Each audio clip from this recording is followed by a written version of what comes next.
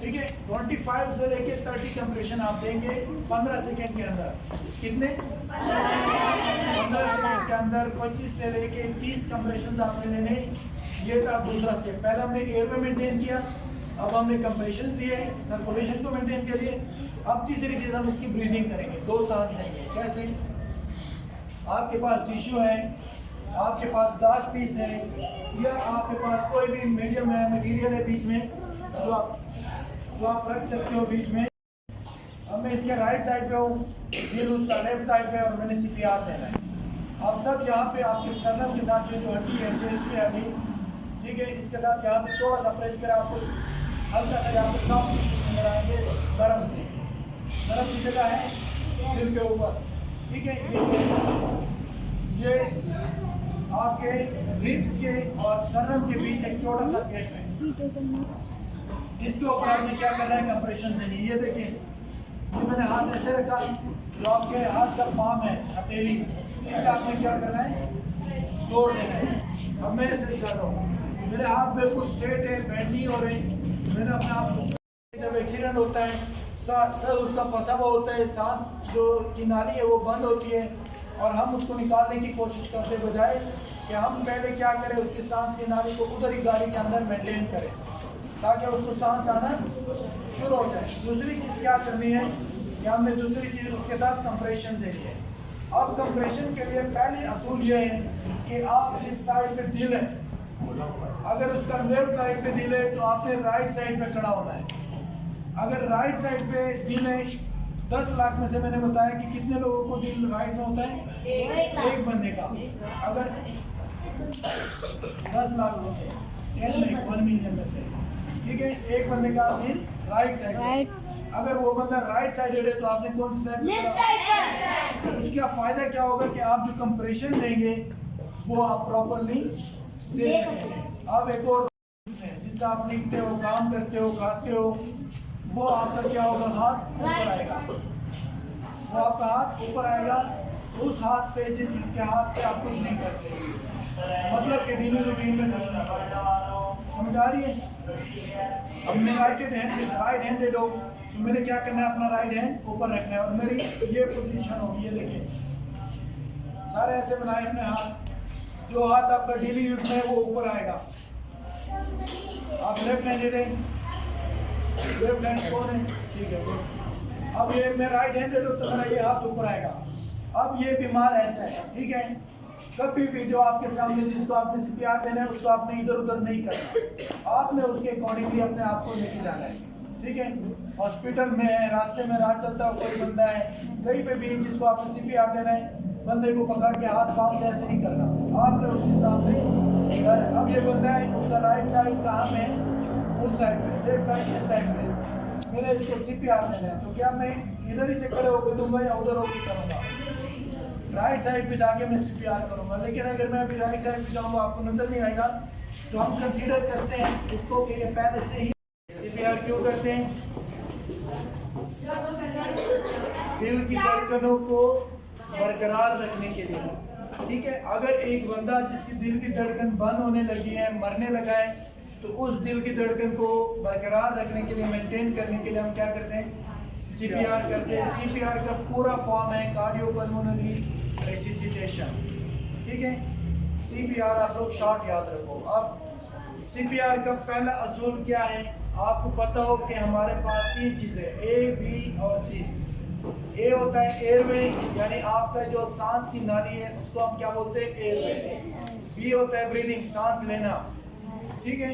और C होता है आपके दिल की सर्कुलेशन, जो पूरे बॉडी में जाता है खून, और पूरे बॉडी से वापस आके दिल में आता है। दिल फिर उसको पंप करता है, पूरी बॉडी में दोबारा जाता है। सो ये 3 चीज़ें आपको अगर आपकी मेंटेन है तो फिर आप उसके साथ CPR देंगे। अब CPR में 2 चीज़ें और याद रखें। पहले कि हमारे पास जो टाइम है वो हम काउंट करेंगे 1 मिनट के अंदर, ठीक है। और कंप्रेशन जो देंगे, जो हम कंप्रेशन ऊपर से देंगे, वो आपके होंगे 100 से लेके 120 के दरमियान। कितने? 100 to 120 1 मिनट के अंदर। लेकिन वो हम 4 स्टेप में देंगे, 4 वक्फों से देंगे, ठीक हो गया।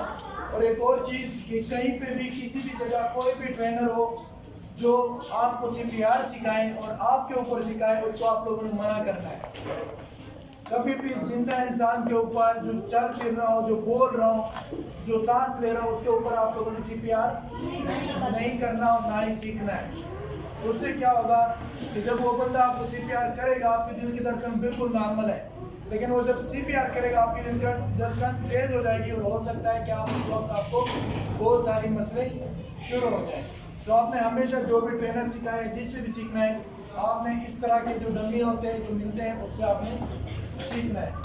तो अभी मैं आपको छोटे छोटे स्टेप करके सिखाता हूँ। पहली चीज, सारे अपने ठीक है, अपना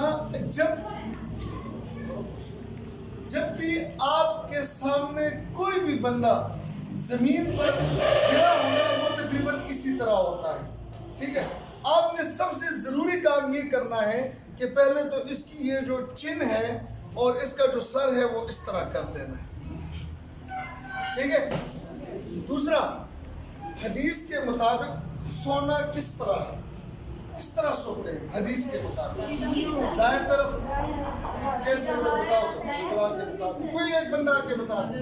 तुम नहीं, आपने 2 मिनट का डॉक्टर बनना है। क्या, कितने मिनट का? 2 मिनट का।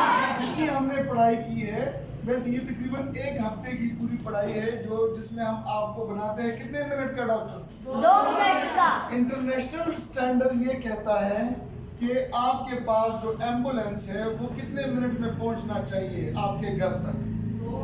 30 से 1 मिनट। 30 मिनट तक। कोई और टीचर्स में से भी कोई? रेस्क्यू कितने मिनट तक आपके दिल्ली तक पहुंचने चाहिए आपके घर तक? 1 मिनट। 5 मिनट किसने कहा? कोई और?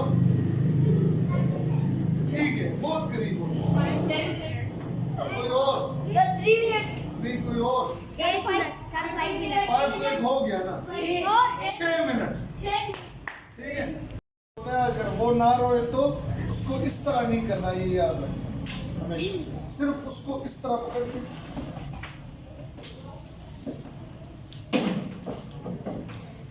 इसको हिलाने, लेकिन इसके सर को ज्यादा नहीं हिलाना, ना बहुत कमजोर होते हैं और जैसे ही वो रोए फिर छोड़ देना, ये ना वो पूरा दिन यही करते हैं। किसी का इतनी ऐसे हो गई, बीच में फासला आ गया ना हड्डी के बीच, तो उस जगह के ऊपर इर्द गिर्द क्या होगा? स्वेलिंग होगी, रेडनेस होगी, सुरख हो जाएगा जगह और वो जगह दर्द करेगी। ठीक है, अगर इसके साथ हम यहाँ पे कोई सपोर्ट बांध दें तो वो उसी जगह के ऊपर रहेगी, हड्डी मजीद खराब नहीं होगी। लेकिन अगर हम सपोर्ट नहीं बांधेंगे तो उसका मजीद फासला बढ़ता रहेगा, वो हड्डी आपस में दूर होती जाएगी और हो सकता है कि साथ वाले जो रगे हैं, जो नर्व्स है, वो भी टूट जाए। और अगर वो टूट जाए तो फिर वो जगह पूरी ज़िंदगी के लिए पैरालाइज हो जाएगी। वो हाथ, वो पाँव, वो जगह आपकी वो क्या हो जाएगी? फ्रैक्चर तो हो चुका है, फालिज हो जाएगा, यानी वो पूरी ज़िंदगी के लिए ख़त्म हो जाएगी। फिर उससे आप काम नहीं कर सकोगे अगर आपके रगे नर्व्स जो है वो ख़त्म हो गई। ठीक है, तो अब उस हड्डी के ऊपर हमने सपोर्ट देनी है। कैसे देंगे?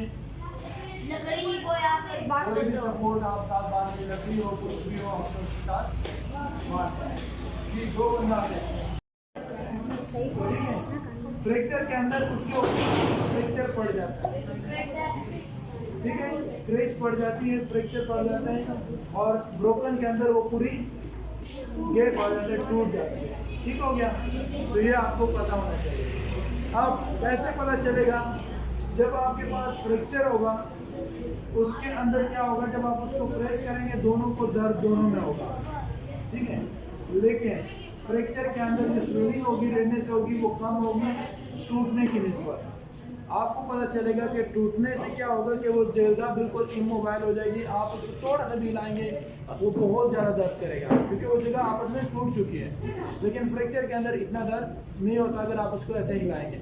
उसकी स्वेलिंग को भी आप देखते हुए तो फ़र्क महसूस होता है कि स्वेलिंग उनकी दोनों की डिफरेंट होगी, रेडनेस डिफरेंट होगी। तो आपको उससे पता चल जाता है कि ये हड्डी मुकम्मल टूटी हुई है या फ्रैक्चर हुआ है। सपोर्ट दोनों में देना है, सपोर्ट आपने दोनों में देना है, ताकि अगर आप उसको कहीं पे शिफ्ट भी कर रहे हो तो वो बीच में जो गैप है हड्डियों के बीच वो मज़ीद ना बढ़े। क्या हो? मजीद ना बढ़े और उससे क्या मसले ना हो, हमारी हड्डी जल्दी से जल्दी ठीक हो जाए, साथ वाले जो नर्व है रगे साथ है वो ना टूटे, ठीक है। और वो जगह पूरी ज़िंदगी के लिए आपके पैरालाइज ना हो जाए, काम करना छोड़ ना दें। अगर आप ऐसे छोड़ देंगे, लटका के लाएंगे तो वो जो गैप है वो मजीद पड़ेगा, उसके साथ जो नर्व रगे साथ जो लगी हुई है वो टूट जाएगी, खून भी आएगा और वो जगह पूरी ज़िंदगी के लिए शायद हो सकता है काम करना भी छोड़ दे। जहाँ पे हड्डी टूट जाए वो जगह शुरू हो जाती है, ठीक है, और वो जगह थोड़ी से फूल जाती है, स्वेलिंग हो जाती है, ठीक हो गया। सो अगर उस जगह के ऊपर आपका जहाँ पे हड्डी टूटी है स्वेलिंग हो, रेडनेस आ जाए, दर्द हो और आगे उससे आगे जगह जो है वो काम करना छोड़ दे, तो क्या कहेंगे कि यहाँ पे हड्डी टूट चुकी है और हड्डी को टूटने के बाद आपने उस जगह को सपोर्ट देना है, ठीक है। सपोर्ट कैसे देना है कि अगर आपके पास कोई लकड़ी मौजूद है, स्प्लिंटर मौजूद है, आपने उसके साथ बांधना है और प्रॉपर ब्रेसिंग करनी है, फ्रैक्चर के अंदर उसके ऊपर फ्रैक्चर पड़ जाता है, ठीक है, स्क्रैच पड़ जाती है, फ्रैक्चर पड़ जाता है और ब्रोकन के अंदर वो पूरी गैप आ जाता है, टूट जाती है, ठीक हो गया। तो ये आपको पता होना चाहिए। अब कैसे पता चलेगा, जब आपके पास फ्रैक्चर होगा उसके अंदर क्या होगा, जब आप उसको प्रेस करेंगे दोनों को दर्द दोनों में होगा, ठीक है, लेकिन फ्रैक्चर के अंदर जो स्वेलिंग होगी, रेडनेस होगी वो कम होगी टूटने की निस्बत। आपको पता चलेगा कि टूटने से क्या होगा कि वो जगह बिल्कुल इमोबाइल हो जाएगी, आप उसको थोड़ा सा भी हिलाएंगे वो बहुत ज़्यादा दर्द करेगा क्योंकि वो जगह आपस में टूट चुकी है। लेकिन फ्रैक्चर के अंदर इतना दर्द नहीं होता अगर आप उसको ऐसे हिलाएंगे। उसकी स्वेलिंग को भी आप देखते हुए तो फ़र्क महसूस होता है कि स्वेलिंग उनकी दोनों की डिफरेंट होगी, रेडनेस डिफरेंट होगी, तो आपको उससे पता चल जाता है कि ये हड्डी मुकम्मल टूटी हुई है या फ्रैक्चर हुआ है। सपोर्ट दोनों में देना है, सपोर्ट आपने दोनों में देना है ताकि अगर आप उसको कहीं पे शिफ्ट भी कर रहे हो तो वो बीच में जो गैप है हड्डियों के बीच वो मज़ीद ना बढ़े, क्या हो मज़ीद ना बढ़े और उससे क्या मसले ना हो, हमारी हड्डी जल्दी से जल्दी ठीक हो जाए, साथ वाले जो नर्व है रगे साथ है वो ना टूटे, ठीक है, और वो जगह पूरी ज़िंदगी के लिए आपके पैरालाइज ना हो जाए, काम करना छोड़ ना दें। अगर आप ऐसे छोड़ देंगे, लटका के लाएंगे तो जो गैप है वो मज़ीद पड़ेगा, उसके साथ जो नर्व रगे साथ जो लगी हुई है वो टूट जाएगी, खून भी आएगा और वो जगह पूरी ज़िंदगी के लिए शायद हो सकता है काम करना भी छोड़ दे।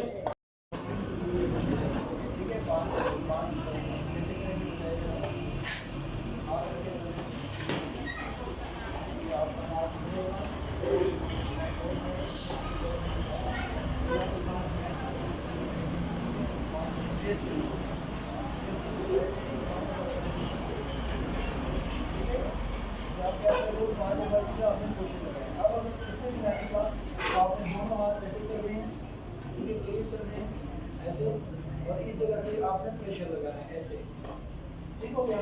ठीक है, कितनी दफ़ा लगाना है 5 टाइम, ज़बरदस्त, ठीक है। और फिर आपने इसको बार बार करना है जब तक वो सांस की नानी से चीज़ ना निकले, ठीक हो गया। चलिए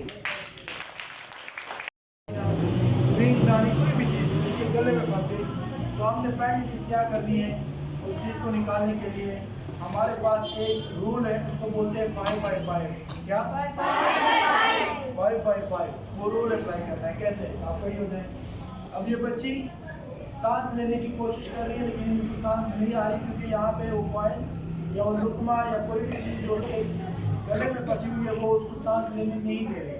तो हमने पहली चीज़ क्या करनी है कि 5x5 रूल कहता है कि आपने एक हाथ से उसको सपोर्ट देना है ऐसे, ठीक है, आपने ऐसे उसको थोड़ा सा झुकाना है और फिर सपोर्ट देके आपने बैक साइड पे यहाँ पे 5 पुशेस डालने हैं, ऐसे 5 पुश करना है इसको, ठीक है। अब मैं आपको करके दिखाऊंगा ऐसे खड़े हुए ताकि सबको नजर आए। आपने ऐसे हाथ डालना है, ऐसे पकड़ना है और 5 ऐसे पुश देने हैं, ठीक है। 5 पुश देने के बाद अगर उसका वो नहीं होता, ठीक है, आप इधर आ जाइए, आप आ जाए, मास्क करें, अब ये, ठीक है, आपने क्या करना है कि 5 पुशेस से ऐसा नहीं होता। मैंने 5 पुश किए क्योंकि हम 5 बाय 5 रूल क्यों पढ़ रहे कि 5 ज़रबे 5 यानी 5 दफ़ा एक और 5 दफ़ा दूसरा। तो फिर आपने क्या करना है, इसको ऐसे पकड़ के ऐसे झुकाना है थोड़ा सा और यहाँ पे 5 पुशेस ऐसे देने हैं। ठीक है, ये हाथ आपने ऐसे पकड़ के ऐसे 5 पुश देने हैं एब्डोमेन के ऊपर। यहाँ पे ये आपका क्या है, यहाँ पे एब्डोमेन है, ड्यूडेनम है, उसके ऊपर आपने क्या करना है, प्रेशर देना है। उस प्रेशर से क्या होगा कि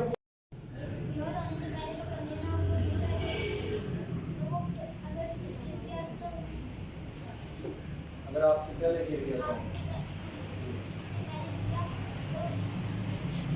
गिरना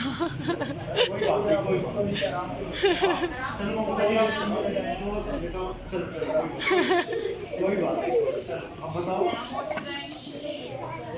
जोर से बोलो बेटा। बेटा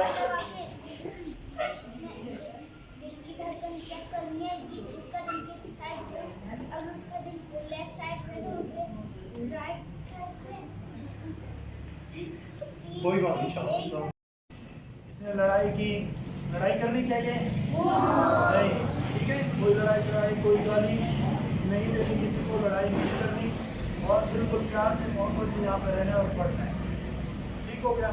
तो इसके हाथ के ऊपर गिरने की वजह से या करंट की वजह से या चाकू की वजह से, चोरी की वजह से यहाँ पे हमने क्या लगा, इसके ऊपर जाम लग गया, ये इनका जाम लग गया। ठीक है,